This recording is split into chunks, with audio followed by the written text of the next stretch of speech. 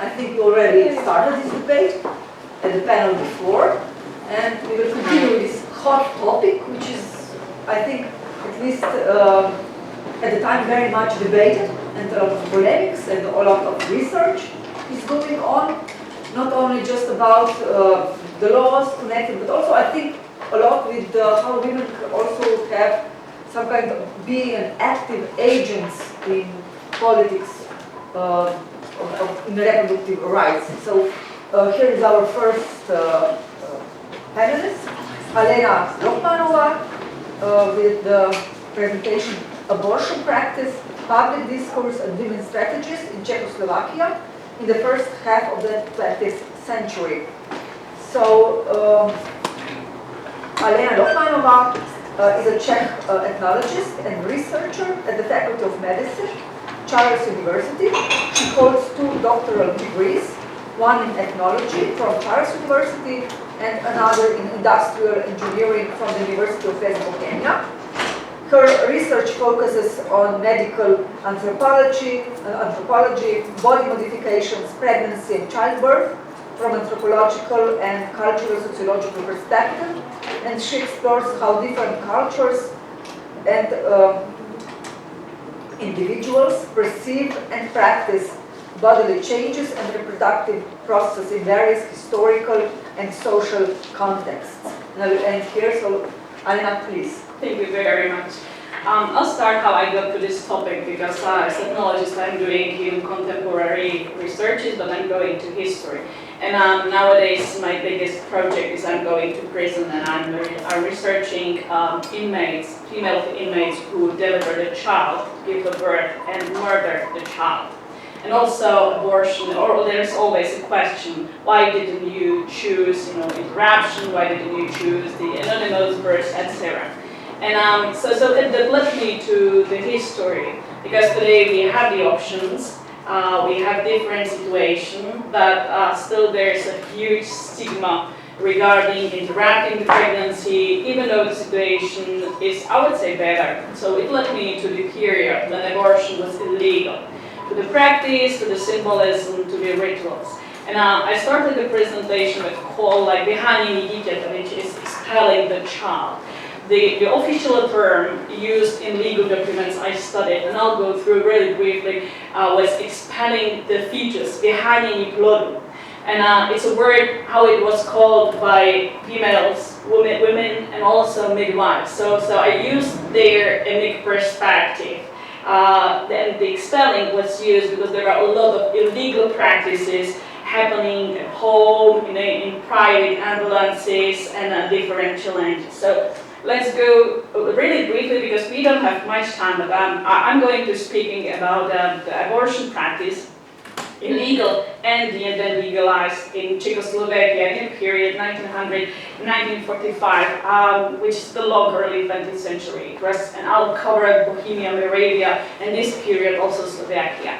And what I use, as I said, I use the contemporary term, the vyhánění dítěte, expelling the child, which really appears a lot of legal writing, a lot of contemporary press. I use the medical journal, contemporary or the past medical journal, public weeklies, but also actually I choose that because it captures how actors themselves name the practice.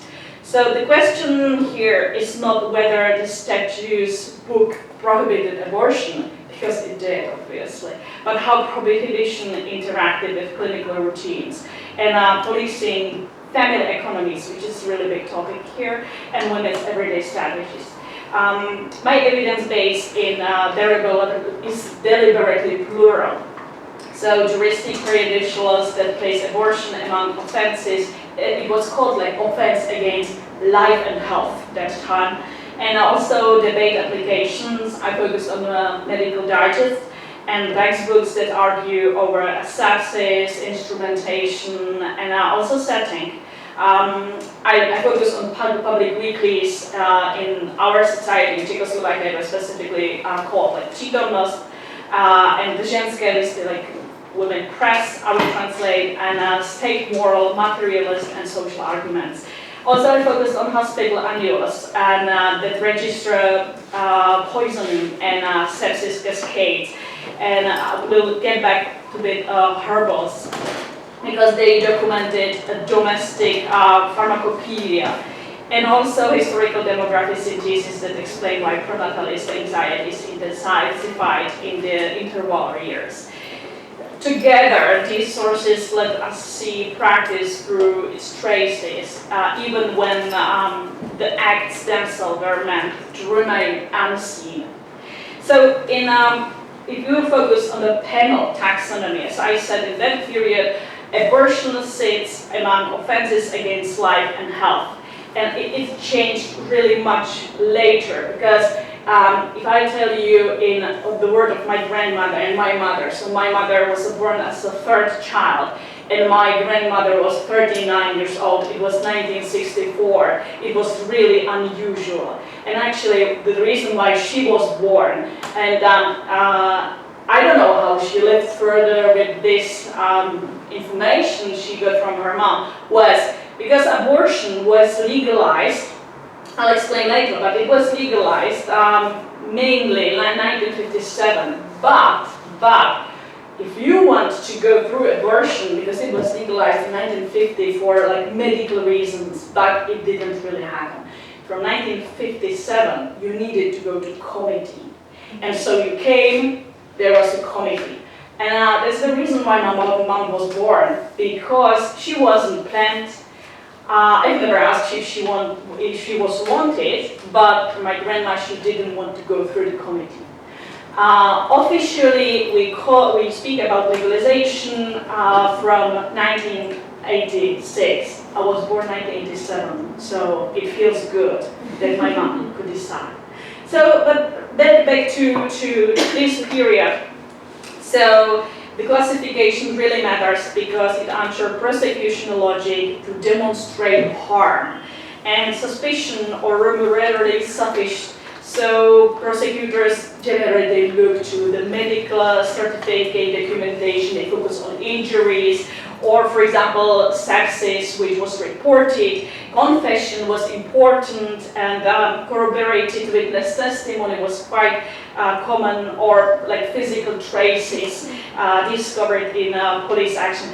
It was really struggling with like medical doctors, because they always struggle if in copy what happened, because you know before or interwar period was still that a lot of home deliveries, a lot of things regarding the health happened at home. It changed a little bit after the war, but also abortion happened generally at home, and there was a lot of waiting even in case of troubles, and then the women, they came to ask the medical doctor, and he really struggled what to do, because it was obvious what happened and he needed to report that. So a lot of testimonies, maybe unwanted, maybe wanted, we don't know really, or also physical traces, as I said.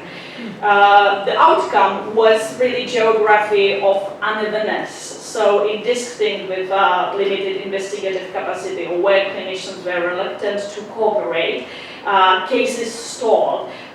For example, in towns with active police intelligence networks, RAID occasionally produced files on midwives, so-called babičky, or brokers. With midwives, as Anna at the beginning said, in our countries, the change for abortion came from above, but we also have active involvement, and specifically those who spoke for mothers, for women, were midwives. But the problem was the limitation of competences. Their competences were limited and decreased, so that was the problem.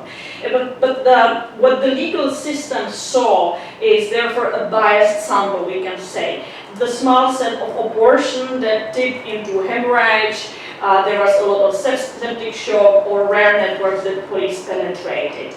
That selective visibility is the through line through the period as a whole.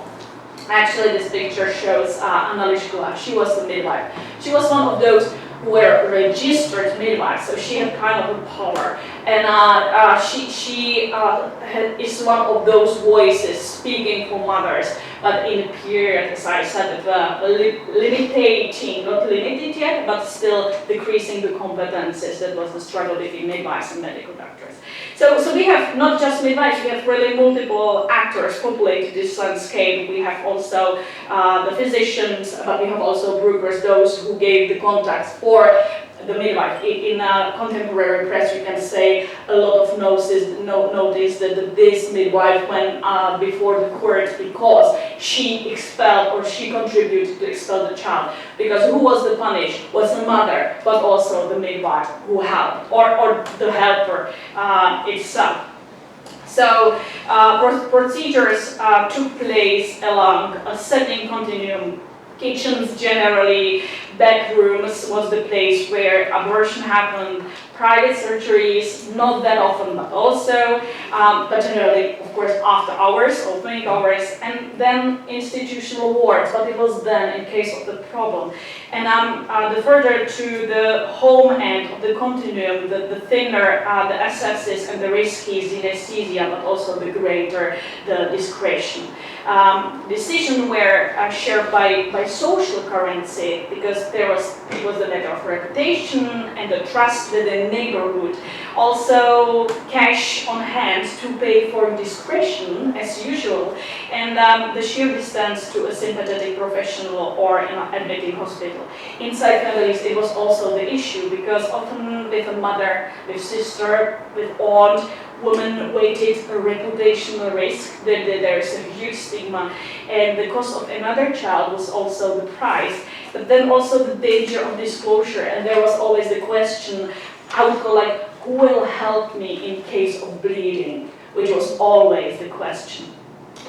It's not discussed often, but also there was a huge trauma because, and I want to stress that, in case of abortion, in case of interruption of pregnancy, we can't say that, that that's deliberate, that we can't say there is no trauma. We actually have data showing that if a woman decides for interruption of pregnancy, trauma is comparable with a stillbirth. So we can't just simplify that it's her decision and it's okay for her. So this is something which is not in social consequences discussed, but there is also the point. So these household negotiations dictated whether a woman approached a midwife, private doctor, or delayed in case of complication to be forced to the hospital. Yeah, this seems like the torture tools. Always I go to some kind of museum, but it was also, the technical field was also contentious because practitioners argue about when to evacuate the uterus and how quickly, for example, whether to insert a tamponade and transport or proceed immediately to dilatation and curettage, and which tools should be limited to instrumental practice. Around, let's say, 1910, obstetrics pivots toward bacteriology. So risk is conceptualized, let's say, as infectious pathways, and the community splits in two different schools. So one side prioritizes swift evacuation to limit bacterial infection, and the other insists that poorly prepared evacuations outside hospital sepsis increase perforation and sepsis. So this is not an abstract quarrel. In ambulatory settings, sterilization was inconsistent, anesthesia rudimentary, and emergency backup distant. And in hospital setting, antisepsis, monitoring, and surgical backup improved outcomes, of course, yet admission itself exposed women to potential questioning, explanation, and problem. So there was a legal list. Private and rural physicians lived this tension every day, let's say. Facing a bleeding, frightened patient, they had to decide between the imperfect local intervention with legal peril and a risky transfer that might come too late. So that dilemma helps explain why practice diverges so sharply from perspective text. Of course, what is close to us, well, we tend to use very often. So there are a lot of ways how women and midwives try to expel the fetus. I focus on a herbal one. So period herbals and household medical guides catalog domestic pharmacopoeia. So saline was one of the options. It appears repeatedly as a potent urotonic with corrosive, violently irritant, which is called properties. Problem is that overdoses precipitated heavy uterine bleeding and also renal hepatic injury and death. Another herb, Tuya, carries a It's called tuyon, that's why the name is, and it's never irritant. It has a never irritant profile, which leads to convulsions and CNS excipations, alongside also the distress in intense gastrofield, let's say. Jew, which is very common in the gardens and very well known. It introduces rapid cardiac collapse, the ataxines. No way back. Rue sits on the boundary, marked as it was marked like regulated mensas, and it was used in practice to provoke explosions.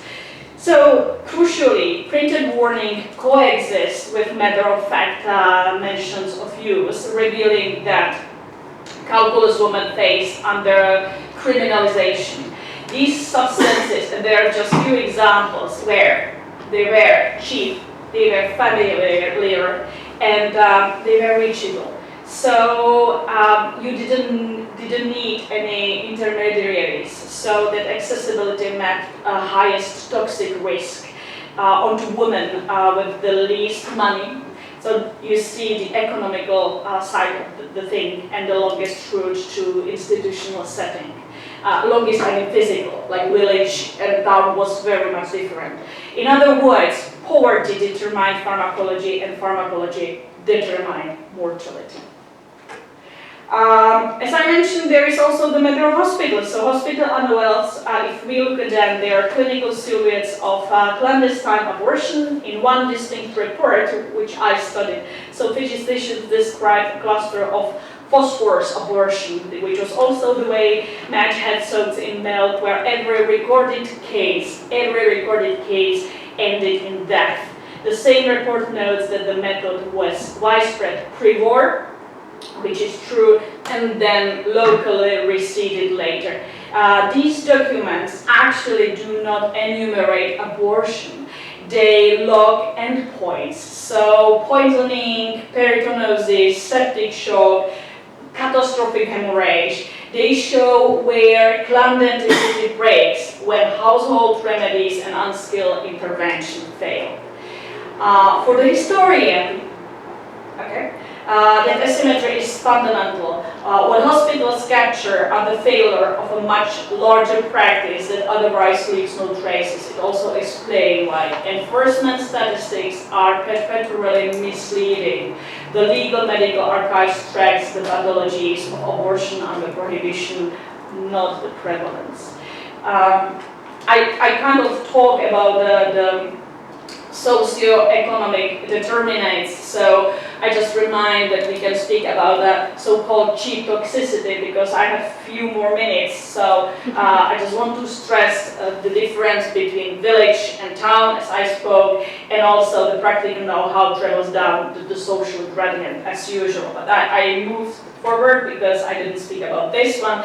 So also we need to focus on the period print I went through, because it produced, let's say, it produced more, but I choose 3 competing trends. Medical authors argue for regulated indication and supervised procedures to reduce septic death, and explicitly harm reduction stands couched in clinical language. The legal moral voices, we can find them as well, and we can call them this way. They emphasize deterrence and order, casting abortion as a threat to social stability. And then we have materialists, and those type of writers, they focus on families' survival calculus, protecting mothers and already born children, because what happened with them with another child? So it's kind of protecting under scarcity, they frequently called punishment without provision. Over all 3 looms internal pronatalism, anxiety about population size, health, national vitality after crisis and war. The social distribution of power means these frames translate unevenly. Those with money and connection access discrete medical channels. Those without encounter surveillance, scandalous prosecutions. Period essays are striking for how often they unintentionally reveal this class's distribution of safety while arguing for entirely different goals.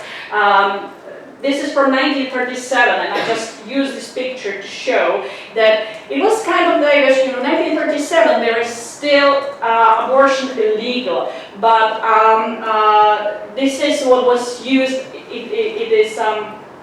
it is meant for medical doctors, not for population, but it is used for solving the situation after illegal abortion, stabilize the patient. So you can see that there is a attempt to solve the situation which happened because of abortion but never called as abortion. So the time was working like that. Also, if we focus on the demographic parish birth register, it's really interesting because there is always, you know, what is visible is if it's a legitimate or illegitimate child, you know, parents, where they live, what they do, also good mother, good father. But there is a remark, the last column. In the last column, there can be if there was a registered midwife, if it was stillborn or illegitimate, no abortion, but it's obvious, in some cases, there is obvious that there is a history of that. And I don't know if you are aware of this picture. It's actually Egon Schiele. You will find it in Prague in a National Gallery. And it is called Pregnant Woman and Death. It's from 1911, and it is showing pregnancy interfere, a death, a risk. It shows you the pregnancy is not ideal. It's kind of a liminal state between life and death, which is very much connected with the topic I present.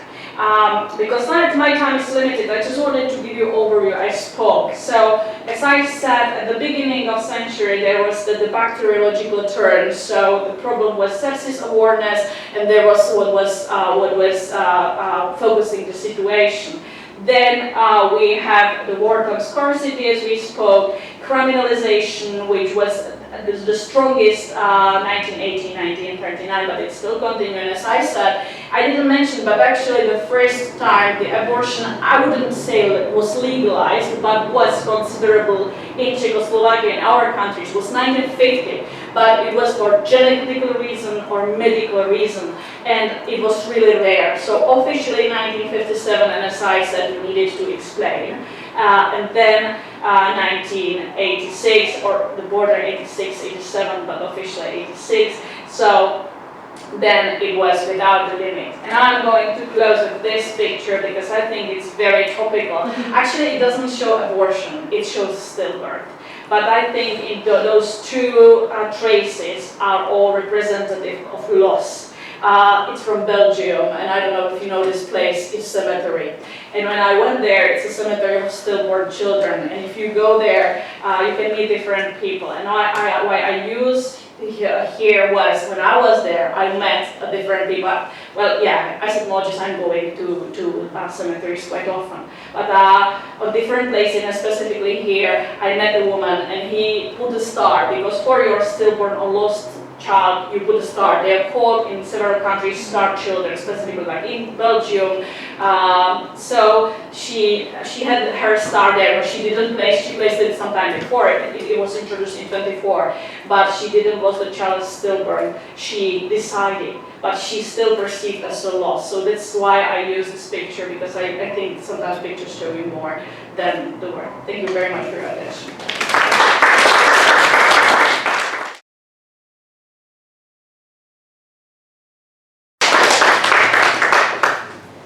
Thank you, Alena. Now I would invite Ivana Dobrivojević to join us. And I think we'll have a great comparison between different regions as we go further with the Yugoslav case and the abortion.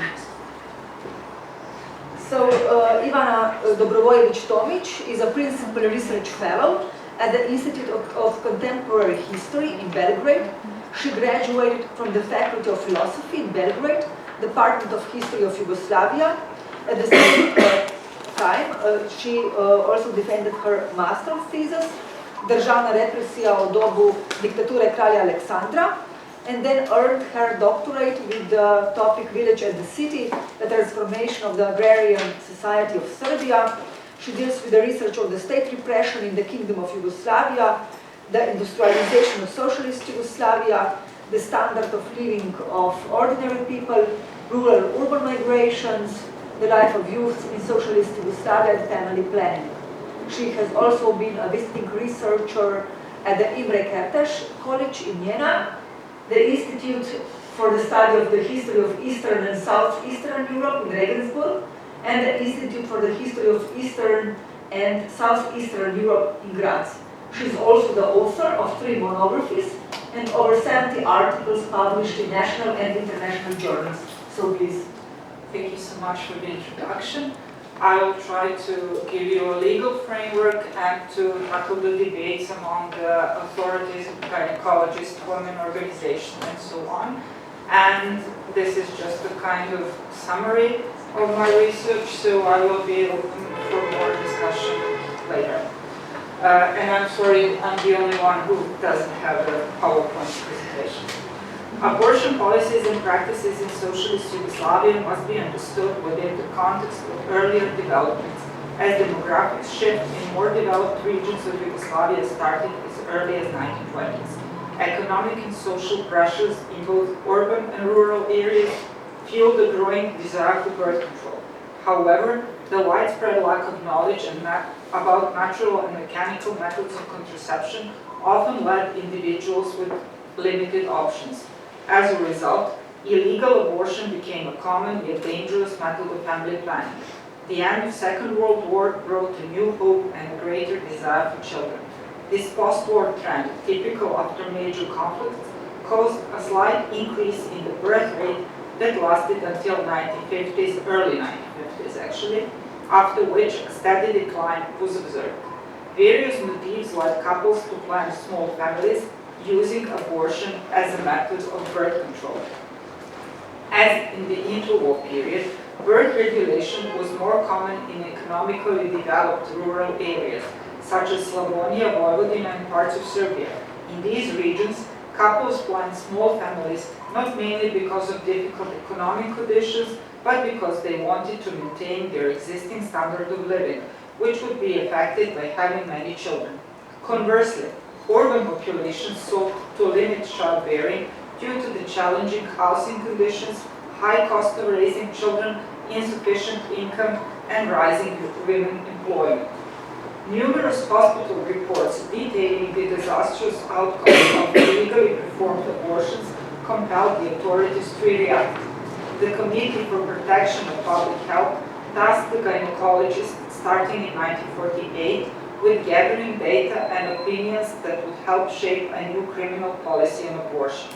Within 2 years, numerous reports were written and the first steps were taken towards the production of contraceptives in the country. Doctors agreed that abortion based on medical indications should be legalized.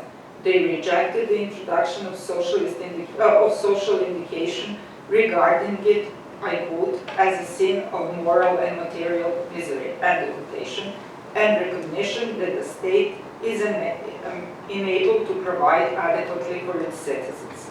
Regarding the issue of punishing illegal abortions, gynecologists expressed different opinions.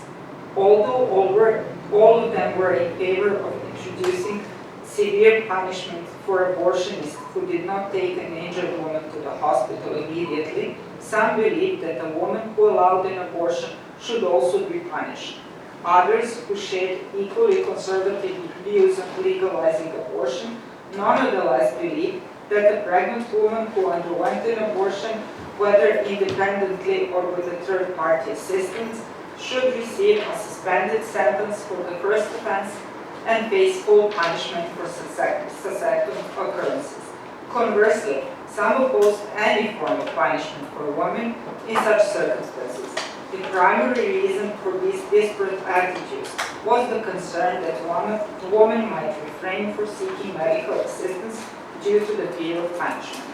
The Penal Code from 1951 identified 3 basic issues regarding abortion: the criminal liability of the perpetrator, the severity of punishment, and the circumstances under which a legal abortion could be performed. Regarding the indication for its execution, the code did not limit them strictly to medical ones. Namely, it was stipulated that a pregnancy termination was allowed for, I quote, removing the risk to the life and health of a pregnant woman or in other justified cases, end of quotation. Thus, a door was opened to the consideration of other primarily social issues when deciding on justification of a request for abortion. Only abortionists were held accountable for illegal abortions. The severity of penalty depended on whether the abortion was performed with the consent of a pregnant woman or not, as well as on the consequences of termination of pregnancy. The minimum threatened sentence was 3 months and the maximum was 5 years if the abortion was performed without the consent of a woman and would lead to her death. The conditions and procedure for the approval of abortion still needed to be defined more precisely, which is why talks and discussions continued between gynecologists, representatives of the National Health Committee, Ministry of Justice, Ministry of the Interior, and representatives of mass organizations. Despite the willingness to recognize certain social problems, the views of the Committee for Protection of Public Health were far from liberal. The approval of the social indication in certain cases was justified primarily on eugenic grounds. One of the reports from 1950 argued that health services should prioritize the protection, I quote, of healthy and viable children without being burdened with the problems arising from the birth of children born, for example, to unmarried, mentally and morally impaired mothers. End of quotation. The regulation and procedure for performing and permitting abortion was adopted in January 1952. It outlined the indication for abortion, medical, moral, ethical, and socio-medical, and specified the person authorized to allow abortion and the institutions where it could be carried out.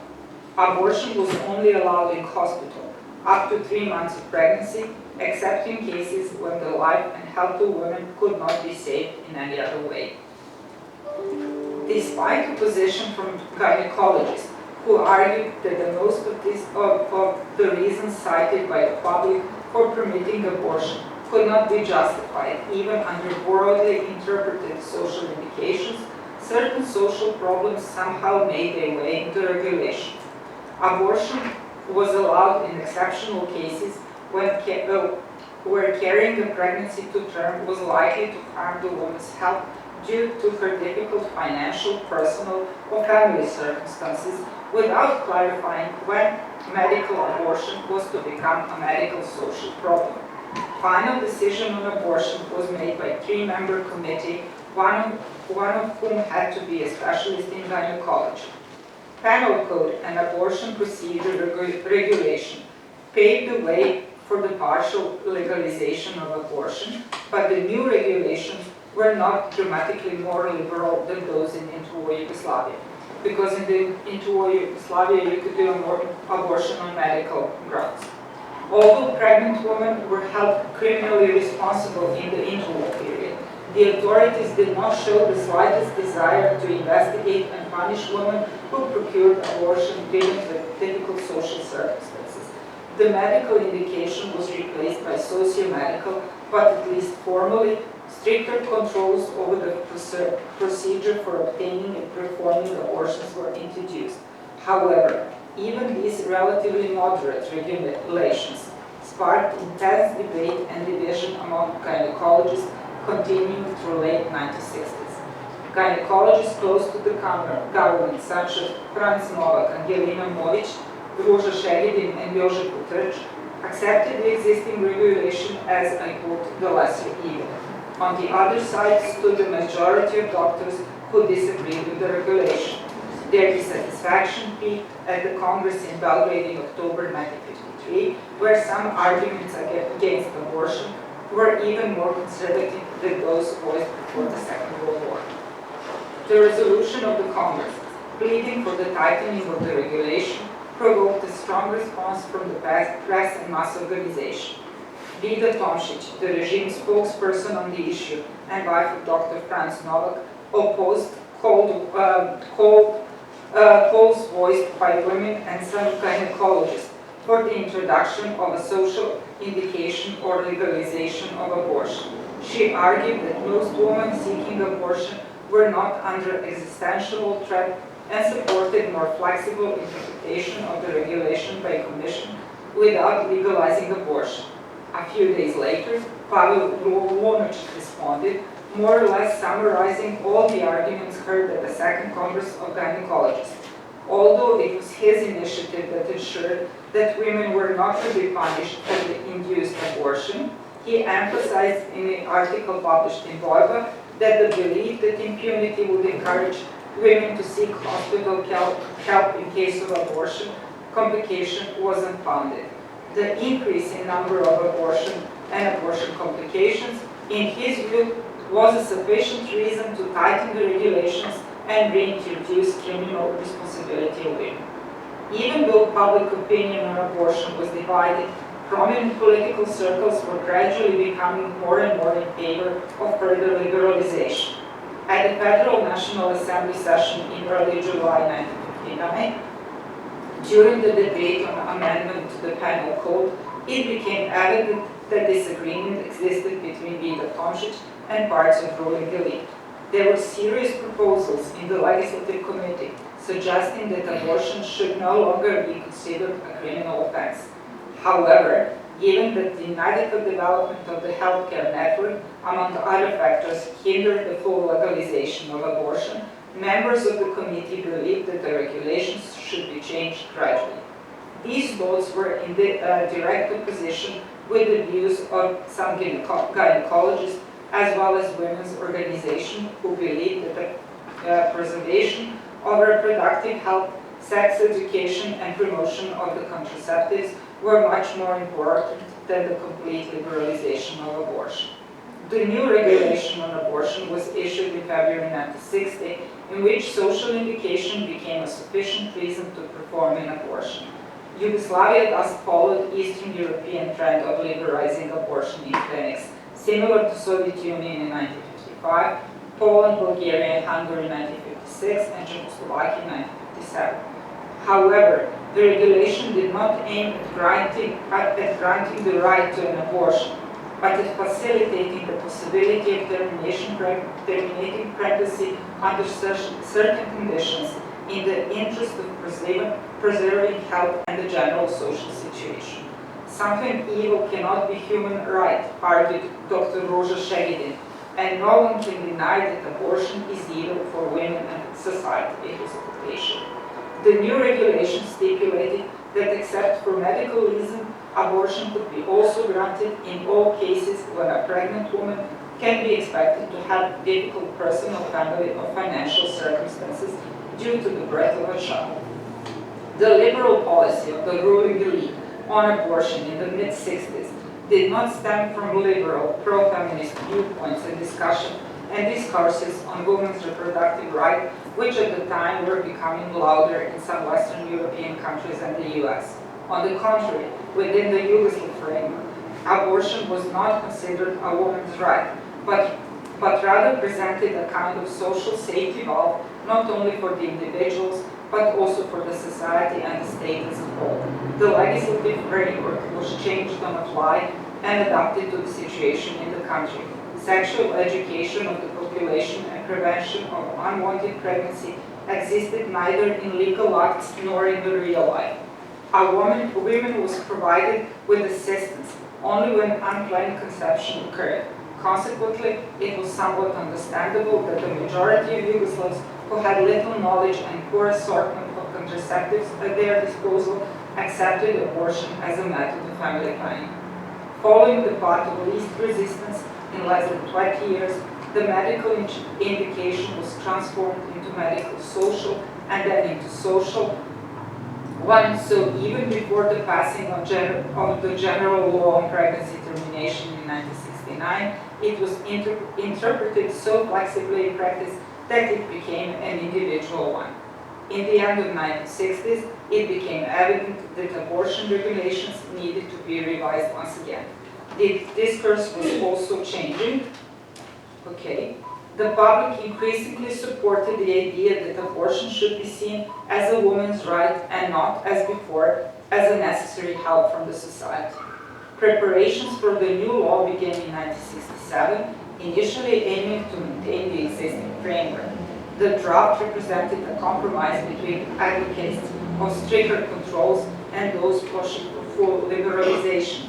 But a deep division within legal and medical circles caused significant polarization, even within state institutions.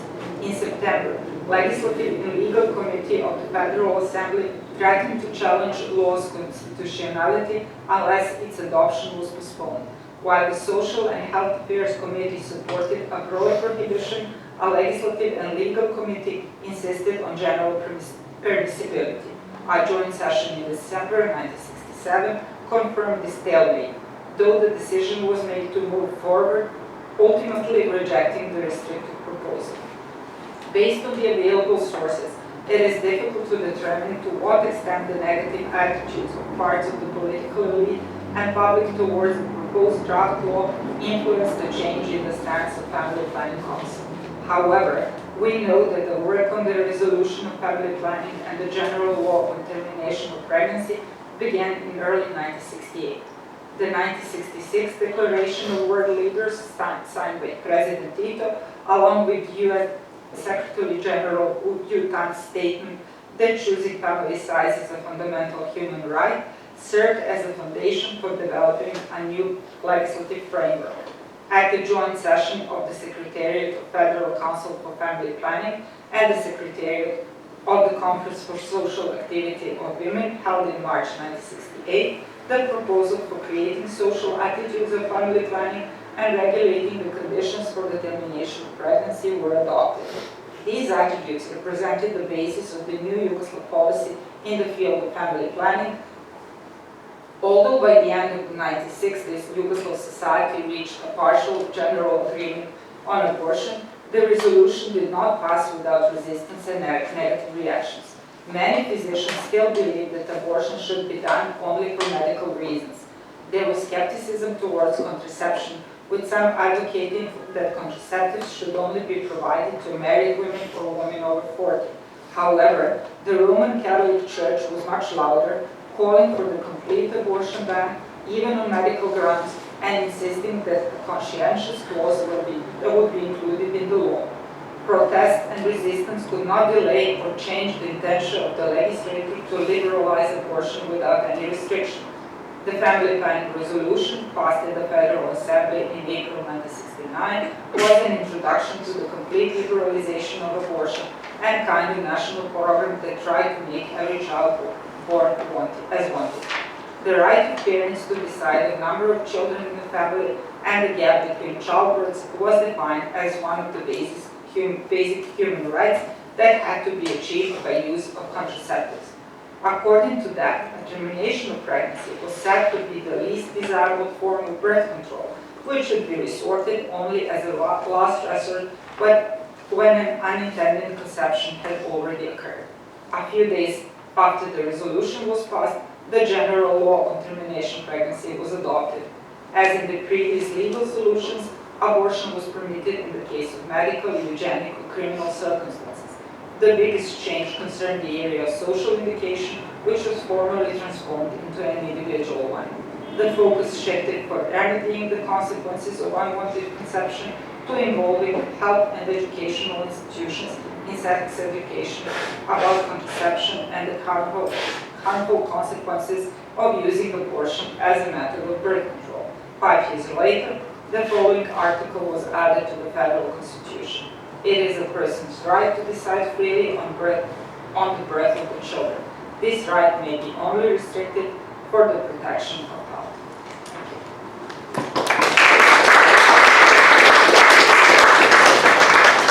So thank you, Ivana. Maybe I will invite also Alena to come here and we can have a few questions because it's basically over, but we will.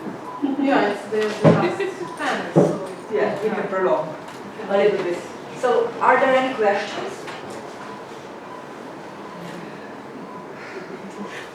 You're all exhausted.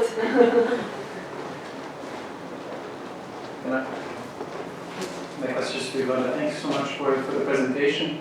Reading about this chronology and hearing you now, it's very interesting how there's resistance, but then suddenly there's a change. So something is happening in the background that is leading to that change. But it's, I mean, have you seen some sources that exploit what's happening, that suddenly things change? How this pressure is becoming actually new legislation or new policy? Actually, there are not sources that directly explain this change, but basically you can read between the lines, you can read the press. There was a growing acceptance of abortion both within political elite and especially within legal circles, who just wanted to get over with because they assumed that it is that abortion is actually permitted by the constitution that was the new constitution that was brought in 1963. So their main argument was that abortion is already permitted by the constitution, that it should only be said in the law. Something like that should be permitted by the law as well. On the other side, there were doctors who argued that that abortion cannot be a human right, because this argument would be similar as if one would say that the right of drug addict is to have drugs all the time. Because the main problem in Yugoslav context was that abortion was actually used as in most parts of the country, especially in Serbia and Croatia, and was used as a form of contraception. So many women had like 20 or even more abortions in their reproductive period. On the other hand, there were gynecologists who were insisting that actually, especially gynecologists in Slovenia, that the main task is to raise awareness on the importance of using contraceptives and not to just change the regulations on the fly to accommodate it with the practice that is already somehow totally accepted within the society. So I would say that this change was influenced by several factors.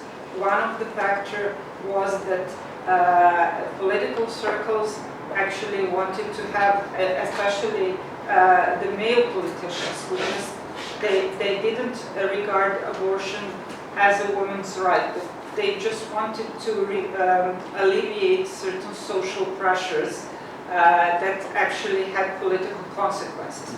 For example, Communist Party could not afford enough housing or raise living standards to the total expectation of the population. So this was a kind of alleviation, not to burden families with too many children. So most Yugoslavs opted for 1 or 2 children, and somehow their living standards was preserved. That was one of the motives. The other motive was a growing pressure from the population, and also very strong motive was that when women decided to terminate pregnancy, if they were not allowed by the commissions, they tried to find another solution, and this solution was a backstreet abortionist. So basically you could not suppress the practice. So this was a kind of situation in which, if you wanted to preserve women's health, you had to somehow make abortion available in the clinics. I'm already speaking too much, so I will stop here. So thank you both very much. I just have a question sort of for both of you as sort of a comment. I've been really interested in the transnational language of health of the mother around these issues. When does that become something that's framed as, and who gets to decide? Because it's never the mother who's deciding sort of her health. There's always some kind of outside expert who's determining what that means. And I would suggest that your very rich case studies have lots of transnational sort of linkages. So I would just be interested in your thoughts. Okay. So if you're asking about the mother voice and childbirth, we are not still there, to be honest. But if I would be strongly honest, I would say like, silently we can hear them, but still the situation is really terrible. We have a lot of obstetric violence. Historically and nowadays, we still have crystalline expression. We still have like informed consent. For example, if pregnant woman goes and she's over the term. Over the term is if you are 40 plus, it's a problem for a hospital. We still have the problem if we compare historically. I could see the mother voice in the period before Second World War in the matter of the place of birth. And I'm speaking specifically regarding a home birth. Because it was common, sometimes, yeah, okay, they have to decide, they didn't have money, but it was still a safe place to deliver. And then it switched. There was a lot of infections, and afterwards really switched, and it went to criminalization of mothers and midwives. We are a country without birth centers. So what is at home? It's 2 years now, no, it's 1 year now, when it stopped being criminalized to support mother at home to give a birth as midwife. If you did before, and some women they did, but they claim, I didn't expect, I didn't plan to. But if you did before, you got terrible fine. Like for midwives to imagine, it was 5-month salary fine that she assists. So if I would be honest, I can see some women voice regarding decision about the place, but not the process of childbirth, not the pregnancy. Now we can see women voice regarding the planning the pregnancy and not to having children, but we speak about the period 2000 plus. So that's the case of Czech Republic. So in the context of socialist Yugoslavia, this concern about women's health was sometimes sincere and sometimes, of course, not. In the meaning that sometimes it was, for the political leaders, it was important to have a healthy workforce because they needed, especially in the period, in the early socialist period, like early 50s and early 60s, I mean 50s and early 60s, the women employment was on the rise and they actually needed this workforce.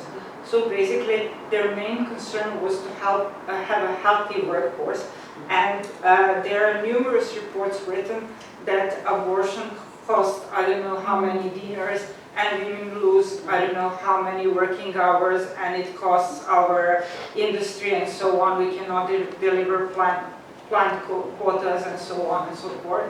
So basically it was not only about women's health, but it was also about viability of economy and so on. So especially in this formative socialist period, I think that especially main party officials were more interested in economic development than in the health. But the situation changed in late 60s and during 70s. It is a completely different story, and I think that the health of women became more important. But on the other hand, if you see some hospital reports, especially which are, and read some interviews with women, they were very dissatisfied with their treatment in the hospital and the treatment of gynecologists.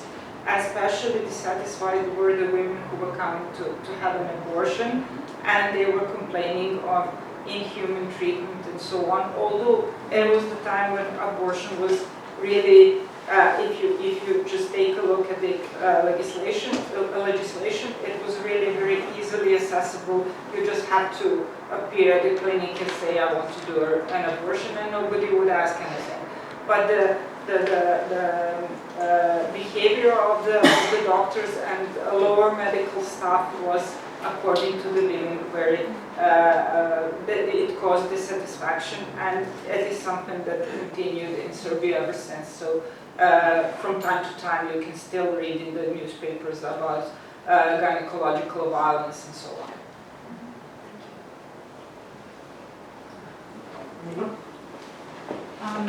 I actually have a follow-up question to this, because this kind of resistance I think is very interesting to all of us, because I didn't read a lot of documents on this subject, but the ones that I did were from Vida Tomić archives.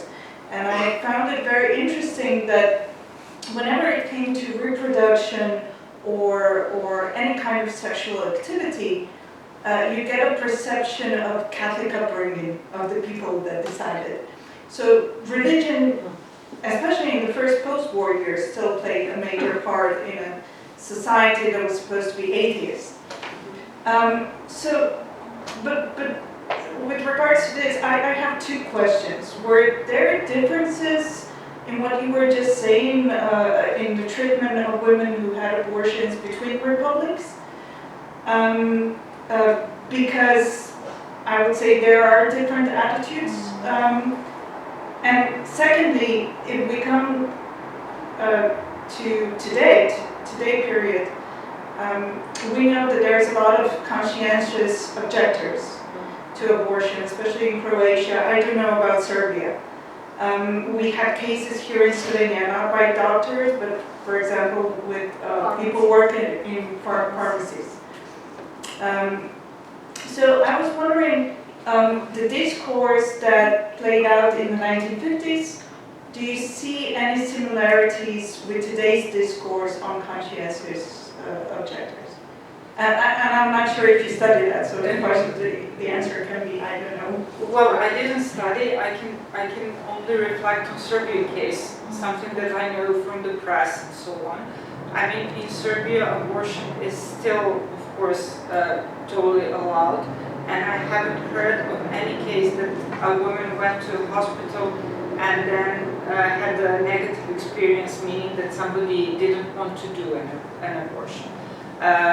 When it comes to debates on abortion in Serbian society today, of course, church is against it, but they're not voicing their arguments very loudly, which means that you could probably read in the church press about it, and sometimes priests talk about a patriarch had some kind of, I don't know how to say it in English, during the Easter and Christmas, before the Easter and Christmas holidays, he usually gives a message to the believers, and a few years ago he openly said that abortion is sin or something like that.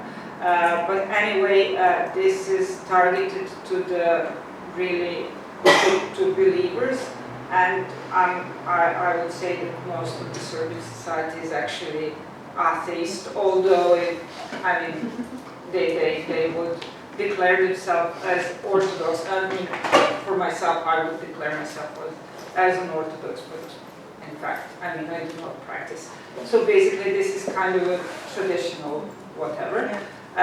So I think that in Serbia we don't have a really a debate that could lead to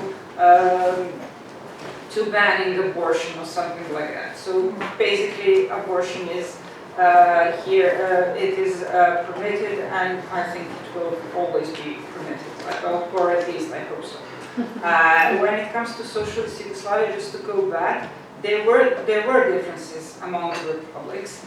But I would also say that there were differences between smaller and bigger communities. For example, if you wanted to do abortion in some smaller town, no matter in Serbia, Bosnia, Slovenia, wherever, it was because you have, especially in this first period when you had to go before the commission to have abortion approved, somehow the whole town or village would know that you went on a commission. But in a larger city, of course, it was much easier. So there were numerous cases of people traveling from one city to another, or even from one republic to the other. For example, I found in the archives that during the 50s, commissions in Slovenia were especially strict when allowing abortion.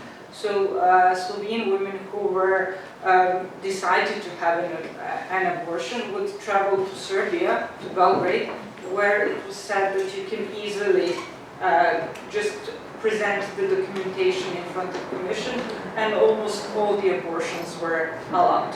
So, and I would also say that in Serbia, abortion was some kind of, it was a part of everyday life for a very long time. So even in the interwar period, and somehow it was, I think that the majority of population just accepted it as a lesser evil, or whatever. Thank you.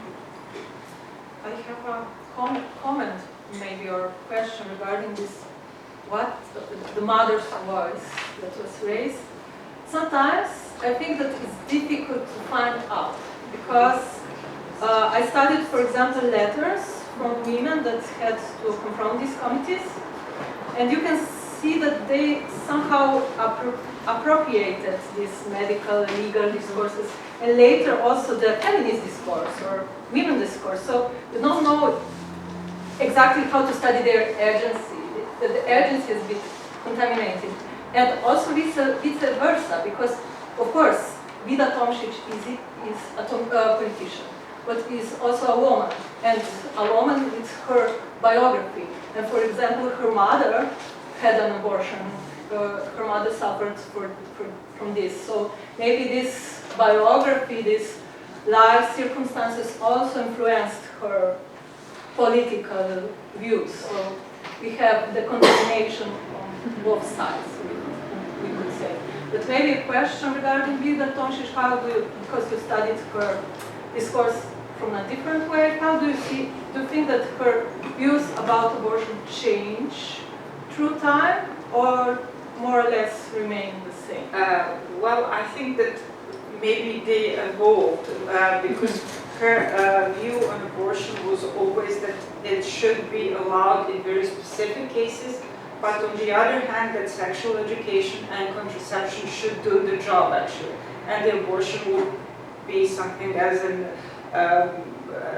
the case of some emergency and so on.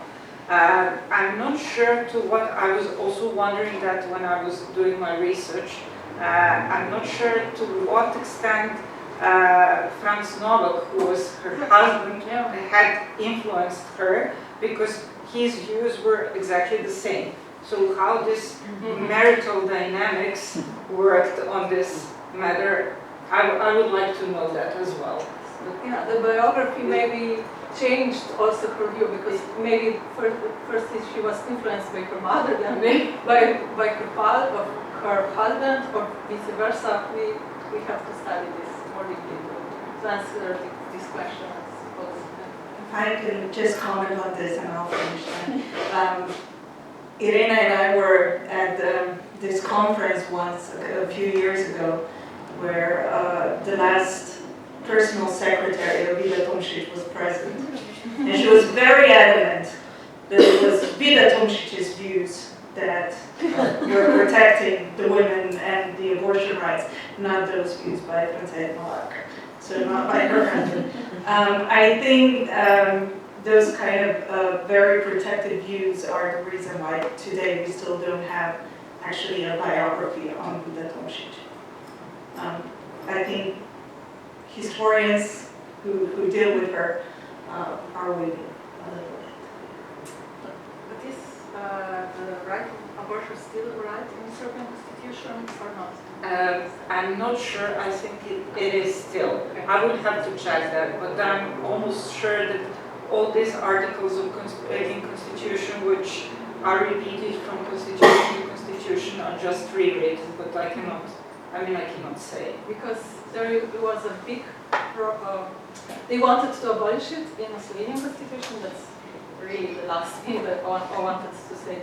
After the independence, but then the women organization fought against it, and it's still written in the constitution. So maybe there was something similar in Serbia or not. I don't remember the discussions, maybe they happened during the 90s, I don't know. But I think that it is, I'm like 85% sure that it is still in the constitution, but I can check it. So thank you for all the questions.